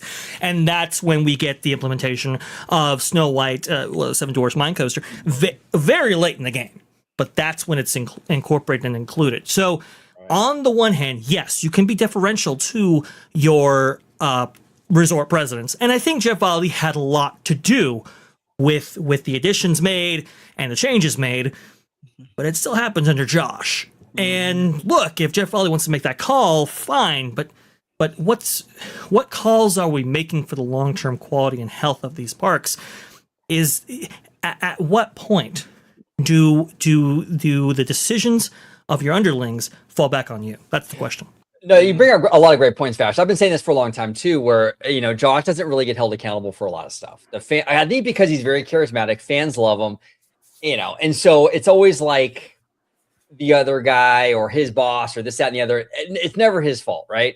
But we also have to remember when Chapek became CEO in February 2020, just a few months later, one of the first promotions that Bob Chapek made was promoting Josh D'Amaro. Now, I mean, you could make the argument, why was Chapek so into D'Amaro? like if he's not of that mindset, of a Chapek mindset, why was that so, that was one of the first things he did. Yes. Yeah, well, it was one of the first decisions he had to make because the chairman position was open. So obviously you want to make your personnel decisions. But it is interesting how he did promote Josh there, right? Because I think if you don't promote somebody who's not going to be able to facilitate your vision, right? You have to believe in them. You have to trust in them that they're going to be able to facilitate your vision for whatever place you have them in. And really, from Chapek's point of view, it was, we got to maximize monetization of the parks. We just got to go gangbusters with it. And that's where we get, the reservation system, the lightning lane, and so forth. That all these decisions are made under Josh. And, people want to say, well, it was this, it was that, it was the other thing. Josh still made those decisions. And by the way, even when Bob Iger comes in, those decisions remain. And so you got to think, what is Josh D'Amaro going to be like now in the CEO position? It's going to especially be really if he promotes Jeff Volley to his own permission. That's a good point right there. That's a great point. Well, and that's one of the things too with Josh D'Amaro is we don't really know, because I think Josh is a very savvy executive. I think I think Josh knows how to play the game really, really well. Now that's great, but because of that, we don't really know the real Josh though. That's the problem. And I think WW Pro asked me this very question, OG. He says, who is the real Josh? And I always say, it depends on who he's speaking in front of. Because depending on his audience, he will tell you what you want to hear. He'll tell shareholders different from Matthew Muir, and he'll tell, or not Matthew Muir, David Muir, right? If I maybe say, I do apologize. He will say something different in front of somebody like him. He'll say something different in front of shareholders, investors. He'll say something different to the board, to James Gorman, and to consumers, and at the D23 stage. It just depends on who he's in front of, and that's why he's very charismatic and he looks good. He does it with a smile, and that's what Bob Chapek didn't benefit from. 100%. And you got to be able to smooth in Hollywood. That is people underestimate, not even in Hollywood, just in business in general. Being able to navigate social waters is extremely important to be successful, really, in anything. And Josh has that, Now, before I dive into Kiki and Luca, Wizard, you are going to be waking up very early tomorrow. So if you want to go ahead and let everybody at home know where they can find you on social media, you're going to head out. But let everybody at home know where they can find you on social media. You can find me on Theme Park Wizard on Twitter, Facebook, Instagram, Threads, Blue Sky, and YouTube. And you can subscribe on YouTube immediately. There he is, Wizard. Have a safe flight. Enjoy your trip. Keep us posted. I can't wait to hear all your thoughts on Epic Universe and all that good stuff, man. Oh, yes. I'll be right back on here on Wednesday next week. Let's go. Let's do it. Wizard, have a great night. Wizard. Thank you, Wizard. All right. So Kiki and Luca here says, member for 19 months. Kiki and Luca, thank you so much. Says Josh is going to have a lot of pressure to raise earnings. How do you think he's going to try to increase revenue? I mean, maybe it's that AI. By cutting costs. That's going to be the first strategy, is by cutting costs. That's their most immediate thing. Is the low hanging fruit. They're going to do it. Entertainment, Disney Plus, the entertainment side of the house, obviously, as Vash Sky astutely pointed out, $25 billion in capex for a year is absolutely insane. That is not Crazy. it is not sustainable, and that is why the experiences division has had to grow almost by necessity to fill in for entertainment. And had they not, I mean, the Disney's position wouldn't be as strong as it is today. I'm not talking about the shares. I'm talking about cash flow. I'm talking about Yep. actual money, right? We're not talking about shares, market value, those kinds of things. So Josh has had to do this out of necessity. So he is in a good position to grow the company, but it's going to be growth from cost savings first and foremost. What it's going to look like after that, I don't know. I mean, here's what I will say when it comes to the alignment of Iger, Jeff Ali, everybody in the C-suite, for example, or for that matter, rather, is that they are completely aligned in replacing vintage nostalgic rides with intellectual property, because it's a very easy way of taking the rattle out of the baby's hand. You swap it with a piece of candy. There's a momentary lapse of crying for a second, but people generally forget after a very short time. And then by the time the land has been introduced and it's built and people are experiencing it, the majority of the people that are complaining are long gone. They're at the parks. They've probably already, you've already probably changed half their minds, and they've come around and say, you know what, actually, it's not that bad. And this happens repeatedly. And they know this, right? They know this. This is why they continue to do it. Right. So as long as Disney maintains Iger's fundamental strategy, which is to make Disney a flywheel of intellectual properties. And I of course, this was something that Walt Disney founded as well when he created the parks. They were to promote his TV shows back in the 1950s and 60s. He even said as much. This is a promotional tool for things like Davy Crockett and all those other IPs that Disney was creating at the time. But now going back to the 4-quadrant aspect of intellectual property integration into the parks, that has yet to be seen what kind of a lifespan that has, in my opinion, because eventually that has to come to a head. And correct me if I'm wrong with this, but I think that if new IP generation is weak, and if people have sequelitis, which I believe the Disney company has already admitted, at least in an internal level, that they can't continue this road of creating sequels because eventually people are going to get burnout. And I see we're seeing glimpses of this. We definitely saw glimpses of this heavy-handedly with the Avengers properties, with Star Wars, right? Their biggest intellectual IPs have seen downturns, and it's only things like Zootopia and Toy Story. I mean, really, the Walt Disney Animations and I wanted to say Pixar, but Toy Story, right? They're the ones that are propping up the majority of the revenue for entertainment, and thus the IPs. And Frozen's another one, of course. But it's going to hit ahead eventually. And so if you don't have the original IP, because now you've trained your audience to only go see movies and spend money on characters that they're familiar with and have nostalgic connections to, and what is the outcome of that? And so that is something that is a needle they're going to have to thread.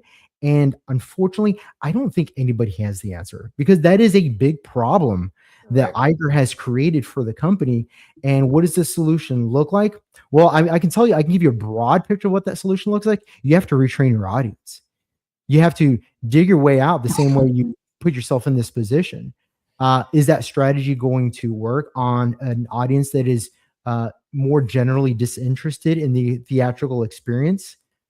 I think they know that because they're integrating things like video games into their flywheel out of necessity. And I think there's a little disparity into that as well, because again, it's a patch for a problem they've created.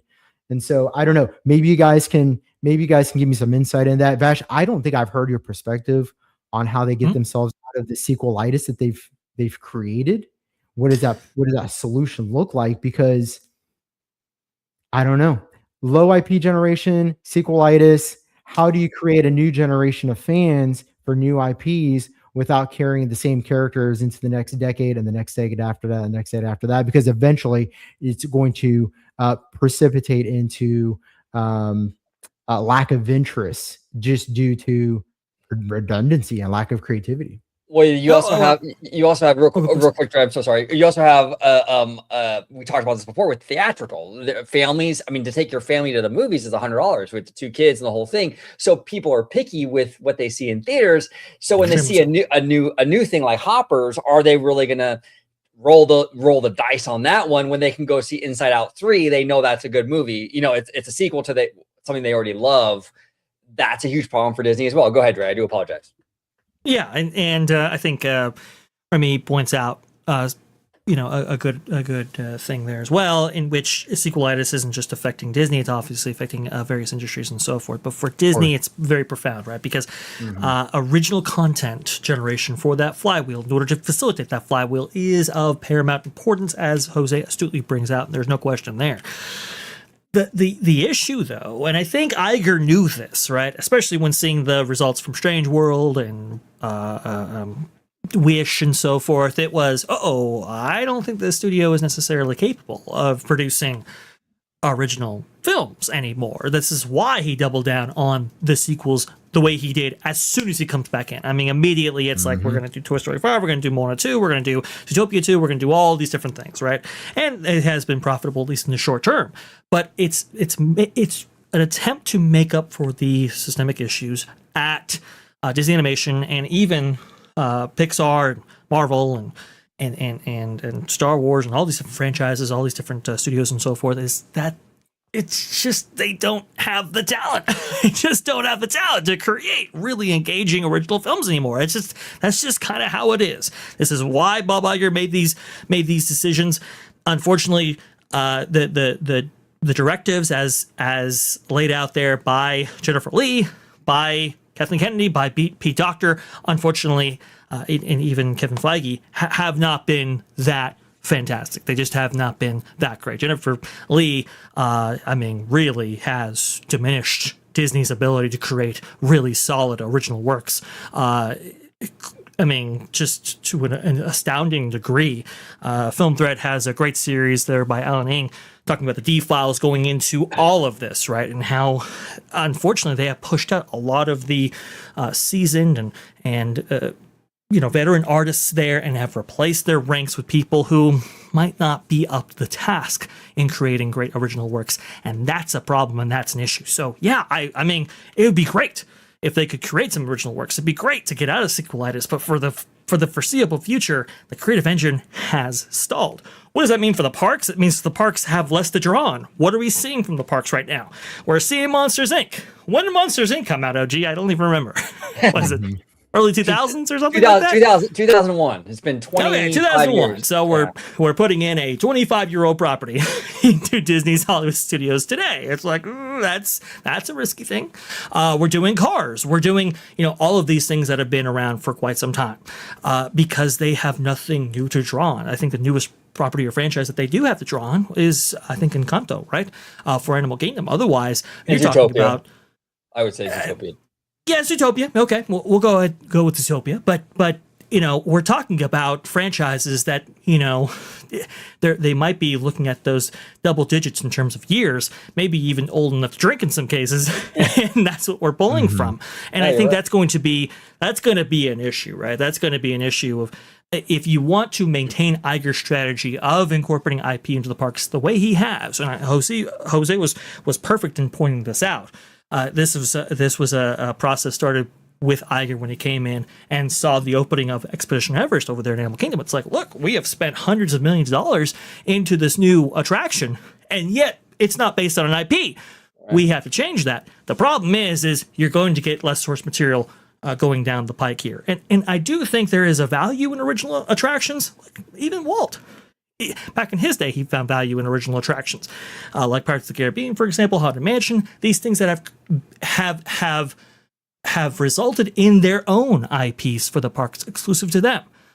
The problem is do they even have the creatives at the Imagineering level in order to do that? Do they even believe in that vision and so forth? I'm not actually too sure. I do think that they do have to get out of sequelitis. I'm just not sure they're capable right now. Well, and here's the thing. They kind of come full circle with how important the Dana Walden position is at this point. You guys are right. Disney has never before depended as much on IP for their parks as they are right now. Back in Correct. the 70s, you would get, like, to your Mhm. point, Dre, you would get a Big Thunder, you would get a Space Mountain. In Space the 60s, Mountain, yeah, you get a Pirates and a Haunted.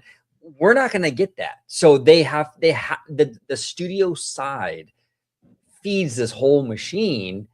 So that needs to turn out hits. Otherwise, to your point, you're reusing franchises from 20, 25, 30 years ago, and which is okay to do, but you don't want to rely on that. You do want to have Yeah. some of these newer things to kind of pull from. You know what I'm saying? So, yeah, Well, it's and a things that are going to fantastic be point. relevant to the future, right? Because when you're talking about theme park investments, you're not talking about a movie that just comes out for a season and then, it's put on Disney Plus and nobody talks about it again. You're talking about investments that have to stand the test of time, 10 years, 20 years, 30 years. So it's very important that you have, I think, culturally relevant films that people want to book vacations for, and things that are going to stand the test of time for then out. 100%. Multi-generational relevant films. I mean, look at Avatar. I think Right. Avatar in Animal Kingdom is probably the best example of that. And of course, the sequel is Star Wars Land. I mean, it suffered for, I want to say it suffered. The guests suffered. No, I'm being hyperbolic, but the sequels have no lasting power in the parks. They're already integrating the original characters. A large swath of Galaxy's Edge in Disneyland is going to be Darth Vader, Luke, Han, Leia, and then of course they're going to savor the Rise of the Resistance side for the sequels. But that's the point: is that the Star Wars sequel trilogy, a 7, 8, and 9 of the Star Wars franchise, shouldn't only have a shelf life of, what are we at, 7 years? I mean, that is From that the is last film, yes. yeah, that is an astoundingly poor performance, and I have a feeling we're going to see the same thing with Pandora. And so it's almost like the IP generation of entertainment is now, what was once a strength of the company can now potentially be a detriment if they don't figure out what they're going to do once they Very get true. past the cost-cutting measures, which they're going to implement for the first, obviously foreseeable 18 months under the new leadership. But then they have to grow their way back out of that, and the only way you're going to grow your way back out of that is through rebuilding that creative engine. And hey, maybe it's Bruce Vaughn, maybe it's the Imagineers that redo that, because the theatrical side is so sanitized. That's the problem with Disney. It's so big now, it has to be sanitized because it's so big. It's a logical paradox, and that is the issue that we're at right now. And so maybe it's going to be up to the Imagineers to dig them out of this creative rut. I hope so. I would love to see that. I would love to see the parks become the creative engine, and then maybe entertainment can see that and get their mojo back. I'm just kind of painting a story here. I'm not making a prediction, Well, right? no, I mean, I think you're making a good case to make the chairman the CEO. Fantastic. Now we got Mr. Remy D here. Remy, thank you so much for the $10 super chat. Do you guys think if Hopper flops, Disney folds Pixar into Disney Animation going forward? Also, any upcoming Disney movie you are looking forward to? Okay, so here's the thing, Remy. For your first question, I think that's a real possibility that Disney will eventually fold Pixar if Pixar continues to underperform. That's a huge risk. I don't think it's Hopper, though. I think that's a little soon. You know what I'm saying? They just had, not too long ago, Inside Out 2, which did really well. I don't think we're there yet. But if they continue to underperform, though, that is a real risk, because Pixar does become redundant. You know what I'm saying? And so that's a huge thing. This is why Pete Docter really changed course really fast after Lightyear. Right? It was like, whoa, like we could lose the studio. It could very well be folded into Disney Animation, as some Hollywood insiders and so forth, as some trades have predicted. Right? So it's kind of like, we have to really put out these kind of mass market films that we were back in the day, and we saw that with Inside Out 2 and so forth. Right? So I don't think Hoppers alone will do it, but I think that is a really for real possibility, and it's why I think Pete has changed tact, and to the disgruntlement of some within Pixar for sure. But it's kind of one of these things where it's like you have to. There's no real choice there to be made. Yeah, no, well said. What do you think, Jose? You think do you think it's Hopper that does it if it flops, or do you kind of agree with Vash and I, like not maybe Hopper, but maybe eventually if they continue to underperform, that Pixar will be folded into Disney? Yeah, I don't have I don't have too much insight. However, I can say things that I know for a fact that every time a movie flops, they lay off to the tune of hundreds of Pixar employees. So that's definitely not good. So any sort of downsizing after theatrical release is indication of abject failure. I don't know if Hopper is going to be the movie that does Pixar in. However, 2 or 3 more repeats of that, and it's pretty much kaputs for Pixar. They're just going to be absorbed by Walt Disney Animation. And along that line of thinking, I can go ahead and just present the question now: will Lucasfilm get absorbed by Fox Studios if Mandalorian and Grogu is a fiscal disaster, financial disaster? Because it's not quite like Lucasfilm has been profitable anytime recently. No, the 20th century. They haven't. But I will say this: what's working towards Mando and Grogu's favor. I saw today on social media that it's the lowest budget Star Wars film they've ever done. I think it's only like 150 million or something like that. I think they got a really big tax subsidy from LA, right? From California, which helps in reducing that cost. Big link there.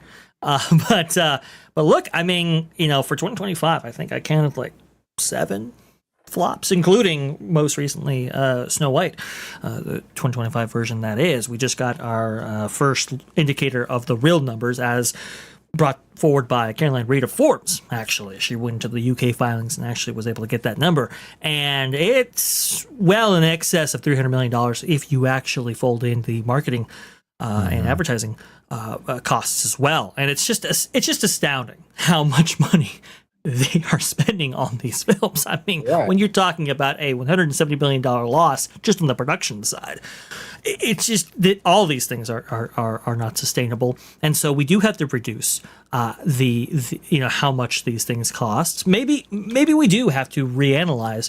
I think, Jose, before you brought it up, these kind of mid-tier films or mid-level films, right? That was completely done away with the Bob Iger era. He was like, hey, look, listen, let's go ahead and stick it all on tent poles. Maybe we do have to rethink that strategy if, in fact, we can't get the returns that we need to generate in order to pay back for these big tentpole films. Well said. Now, the second part of Remy's question is any upcoming Disney movie you were looking forward to. Now, here's the thing: I'm actually looking forward to Mando and Grogu just because I want to see another Star Wars movie. It's been far too long. I'm going to give it a shot. I didn't love the Super Bowl thing, right? I mean, but that had nothing to really do with the movie, which was the problem.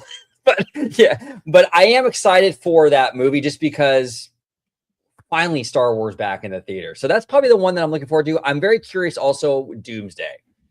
That's going to be a biggie. I'm kind of going to see if Marvel can kind of, get back on the radar a little bit here. But Jose, what movie are you looking forward to? And then I'll go to Vash. Yeah, I think I'm looking forward to Doomsday the most. Mandalorian, Not so much. Season 3 left such a sour taste in my mouth. I'm really not too excited for that. They botched everything. They brought in Boba Fett and made him the main character. I'm sorry, reverse that. They brought in Lizzo and Jack Black and made them the main character. Yeah, that's right. Yeah, that wasn't too good right there. That's for sure. Not great. And I do have to agree with Jose. I mean, look, Mandalorian and Grogu would be cool if season 3 wasn't what it didn't was. Exist. Right? Yeah, Just diminished enthusiasm there. If they announced, I'm sorry to interrupt, but if they announced this movie after season 2, I'd be so hyped because season 2 left on such a high note, probably the highest note for any Star Wars fan since The Empire Strikes Back came out. Come on, right? But I digress. Yeah, and they didn't. They released season 3 instead, and it's weird how Lucasfilm and Disney are treating this film. They're not really treating it like a big event picture. It's like they're kind of, I don't know. They've already soured on the film before it's even put out. It's very strange.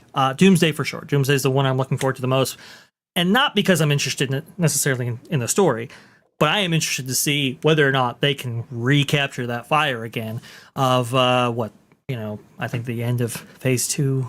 I don't even know what phase we're on, to be honest with you. Whatever the end of Infinity War was, can we collect that once again? They're going to have to, because the amount of stars in this thing are just mind-boggling.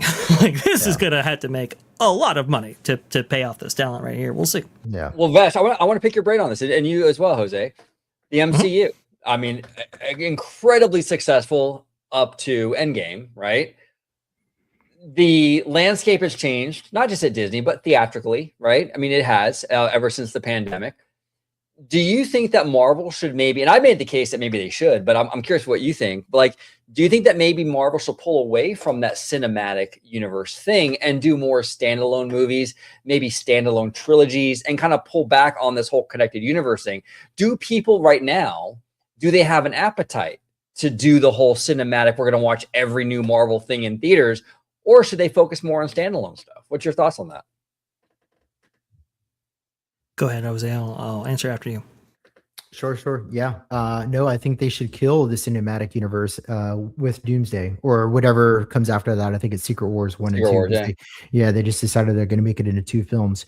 No, I think Secret Wars is a good stopping point for the cinematic universe. It's overextended its welcome. It overextended its welcome at the end of Endgame, right? Like that should have been it. But they decided to go on and on and on. No, I would like to see them put Marvel in cryogenesis for a couple of years, kind of let people reset their expectations, maybe let some creative minds behind the scenes come up with some new ideas. Because right now they're heavily into production, not just on Avengers Doomsday, but on other Marvel films as well and other productions to include Daredevil, right? So there's a lot of creative juices that are already taken and dedicated to current films. I want to see them reassess, take a break, put on the shelf, come back to it after a couple of years, and then if it's popular enough that it justifies them doing another creative universe, I hope that happens organically. I just don't want it to be forced. That's the problem. See, that's the problem, is that the Marvel universe happened organically. It's kind of hard to see that in retrospect, because in retrospect it's a universe, right? But the universe moniker is only because it became that, right? And so it wasn't something that was necessarily deliberate. They put out Iron Man and it turned into what it did, a $30 billion string of films. So yeah, that I reset it, put it in cryogenesis, come back after a couple of years, see what you can do with it. Okay. What say you, Vash? I do agree with that assessment. I mean, look, this connected universe or shared universe, it was the franchise's one of the biggest assets of the franchise, and now it's become one of its biggest detriments. And when did that occur? It really occurred after Endgame, and it wasn't just because of Endgame. It was really the onset of a lot of Disney Plus content that was very varying in quality. There was a lot of shows that came out around that point, a lot of watch hours that people had to invest in order to keep up with this thing, and people just were unwilling to do it. And that's not to say that people lost their enthusiasm entirely. We saw Deadpool and Wolverine do very good numbers. We saw Spider-Man No Way Home actually do very good numbers, but those were few and far between. And especially when you have films like Captain America: Brave New World that relies so heavily on some of that Disney Plus content, I think the cracks really started to form right there. I do think they'll have to put this in carbonate, let's say, and then let it out a little bit later with a new universe, a new palette from which to build on. But that's the problem with Marvel, is it's a $4 billion investment. It's something that's generating well over $25 billion in revenue. Do you necessarily want that to go away? And that's the decision facing Disney right now. What decisions can we make for the long-term health of these franchises versus how do we appease shareholders? That is going to be something that Josh D'Amaro and Dana Walden will have to navigate. Mm-hmm. Well, and real quick, because we're almost on the 2-hour mark, so we're going to head out pretty soon. But I want to ask you guys as well, because we do have a new team coming in. We have Josh and Dana. Marvel's track record lately has been kind of spotty. Let's be honest. I mean, do we see Kevin Feige surviving the administration change? I mean, is it possible he bows out, or what do you think?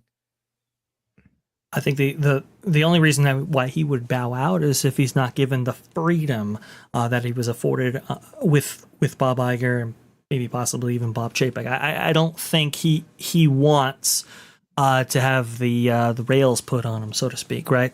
So if Dana Walden or even Josh D'Amaro goes at him hard and says, "Hey, you have to do this, that, and the other thing," I don't know how compliant he will be in that instance, and maybe he just says, "You know what, I can do what I want anywhere else," right? So that's going to be the thing that you have to navigate right there. Right now, if you replace Kevin Feige, who are you going to replace him with? That's going to be the big question right there. And I don't know if Disney, or at least this new admin, wants to make that call necessarily. But that's one of my frustrations with this whole thing, right? Is because when Kathleen Kennedy was removed, well, I guess she removed herself. She retired, right? When the replacement was made, this was a decision that predated Josh D'Amaro being placed in the CEO position. And again, he's not CEO yet. We're going to have to wait until March 14th. But that's really a call, I think, that Josh D'Amaro should have been afforded. The problem is with James Gorman coming in here and doing the Morgan Stanley thing where it's like, okay, we're going to give out big contracts to all these different leaders and all these different division heads and so forth. You kind of took the personnel decisions that are so crucial for a successful CEO run out of the CEO's hands. And now you're delivering him the draft picks, the offensive coordinator, the defensive coordinator, and you're telling him, hey, here's all your personnel. We made those decisions for you. Now give me a championship. I don't know if that's necessarily a realistic expectation, but it is the expectation by these shareholders and this board. There you go. Well, Jose, what do you think? What's your thoughts on that, brother?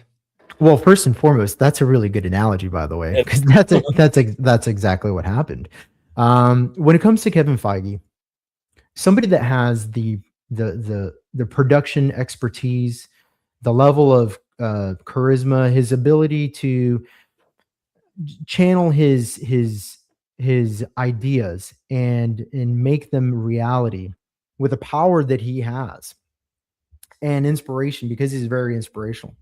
And in my opinion, anyways, I would think that the people that he works with thinks he is the same. You definitely don't want to lose somebody like that. However, I wouldn't necessarily want him to continue to do the same thing after they finish wrapping up this phase of the Marvel Universe. Yeah. I would be more inclined to challenge Feige to reinvent himself. If he wants to stay with the Disney company, I would give him the opportunity to explore different creative outlets, whether it's Marvel. I think he's already come out and said he doesn't want to touch Star Wars. I don't blame him. But I would challenge him to do something completely different. Whether he wants to stick with making movies about superheroes, I would let him. But the only guardrail I would put on him is I would tell him, look, Kevin, we had fun with this Marvel universe. I want you to do something completely different. That would be the only directive that I would give him. Other than that, go crazy. The other thing too is I wouldn't give him the op tempo that he had under Phase 3. That was one of the biggest reasons that Phase 3's quality lacked so severely. And of course, that was a Bob Chapek initiative, because they wanted to bring this Marvel content to Disney Plus so badly as a consequence of course, COVID. And of course, they had to they had to put content on Disney Plus. And so, it was an initiative, but it sounds to me like they've already worked that out. So I don't think that's a problem. Kevin Feige's been very clear. He didn't like that op tempo, and now he's getting what he wants. But I certainly wouldn't let somebody like Kevin go. And maybe he can do well over at Fox News. I don't know. But yeah, he's somebody you wouldn't want to let go. I don't know. What do you think, OG? Do you pressure him into making more, Marvel movies beyond Secret Wars? Do you just continue to do the same thing over again? Or do you take one of the best producers of all time and say, hey, reinvent yourself. We're going to give you an increase in pay if you stick around? I agree with you. I think you keep Feige, but you can't stay the course. You got to evolve. Like if you're going to stay at Marvel, I think you have to evolve. Like I think what worked a decade ago isn't going to work necessarily for the next 10 years. So he has to really figure that out with what's going to work for Marvel, right? You evolve or die, basically, right? So that cinematic universe thing, we're not in the same position we were in 2015. So that's not going to work. So he's got to reimagine what the chessboard looks like for Marvel. So yeah, no, you keep him. I think he's brilliant. You don't want him going to another company, obviously. he doesn't want to run Star Wars, and honestly, who would blame him? A lot of heat comes with that. So yeah, I think that he just has to kind of reimagine what he wants to do with this Marvel brand. And I think that if he can kind of lock that in, I think he'll be fine. And right now, Disney's going through a lot, right? We have a new CEO, we have a new president, a new chief creative officer, or actually the first creative officer ever for Disney. And we have Brennan and Filoni taking over Star Wars. It would be a lot of change to now switch out the Marvel guy as well. I think that we need to have a little more stability here. At least have one of the studios, maintain, So I think you keep him, but I think that he has to sort of reassess what the Marvel game plan is. I don't think the whole thing with like this MCU going forward, you just can't keep doing the same thing over and over again, And the problem too with the MCU model, when it's going good, it's fantastic, right? But when your movies are hit and miss, like when you have a kind of like a underperforming movie, like Fantastic Four and what have you, it sort of like messes up the whole machine, right? Because now you have a movie that like, okay, that didn't do well, but now you have 3 movies after it that's all tied to that movie. So right. it gums up the works. I mean, we've seen it with didn't they have to change a bunch of stuff because Eternals didn't do well or something like that? Like they ended up like writing that out of the cinematic universe. It just leads to a lot of problems. So he's got to reassess what this studio is going to do going forward. He's smart. I'm sure he can handle it, but it's going to be a challenge. Yeah, absolutely going to be a challenge. Just a closing thought on that. The problem with a cinematic universe, and any cinematic universe for that, is that it's contingent on momentum. And like you said, if one movie flops, you lose momentum completely. Yeah. And you have to start all over. You have to regenerate that momentum again, which is the hardest part is getting the momentum back. That's what requires the most amount of energy. And that could take 2, 3, 4 successful movies consecutively just to get back to the momentum you're at prior to the one movie that failed. And the risk is just too large. Think about too. I think momentum for sure, but like if your plans get derailed, maybe like from a Jonathan Majors and a Kang, issue right there, Kang Dynasty, right, where they had to really pivot right there. That's the other issue as well, because like you said, OG, they had to pivot from Eternals, and now they might have to pivot from Captain America: Brave New World, and the issues that leaves behind there. It's just not a great place to be right now. And so when it's all on fire, when it's all working, great, but it's a different story here in 2026. Yep. Well said. Gentlemen, fantastic conversation. I want to thank everybody in the chat, Kiki and Luca, Disney fan, Remy D, Cassandra, Epic Berserker, Tones Poppy was in the house too. I want to thank everybody for joining us today. Theme Park Philosophy. I'm going to start with you. Where can everybody find you on social media? And if you can give them a little synopsis as to what you do over there. I love your direction on your channel. Let everybody at home know what you do over there at Theme Park Philosophy and where they can find you. Thank you very much, Orange Grove. And thank you again for hosting this live chat. Vash, it was a pleasure finally having a podcast with you. Thank you, sir. I really enjoyed it. I look forward to many, many more. Everybody in the chat, thanks very much for hanging on this evening. It is late over here on the East Coast, 12:37. So if you're on the East Coast sticking around, you are a true fan. Thank you so much. And for everybody that subbed and that's supporting my channel, thank you again very much. It is if you haven't checked it out, it's called Theme Park Philosophy. It's a very small channel. I just started it very recently, but essentially what we do is we take Western philosophy and we examine the parks, how we engage with the parks, the companies that run them, and we see what they reveal about the human experience. So if you're into that kind of thing, make sure you go to Theme Park Philosophy over on YouTube and go subscribe, go support me, and I would appreciate it. Thank you very much. There he is, doing great stuff over there. Make sure you subscribe to Theme Park Philosophy. And obviously, after the show, I'm going to add everyone's information in the description. So if you're catching us on the replay, Mr. Vash Guy, welcome back on OG55, sir. It was great to have you. And you have a channel as well. If you want to let everybody home know where they could find you on YouTube and social media, sir. Absolutely. It's going to be Vash Guy Parkcast. That's youtube.com/@Vash Guy Parkcast right there. If you want to go ahead and look that up manually. I don't have any content there right now, but trust me, it is coming. It is in the works. I am working on it continuously. Some setbacks, but you guys have been amazing, amazingly gracious.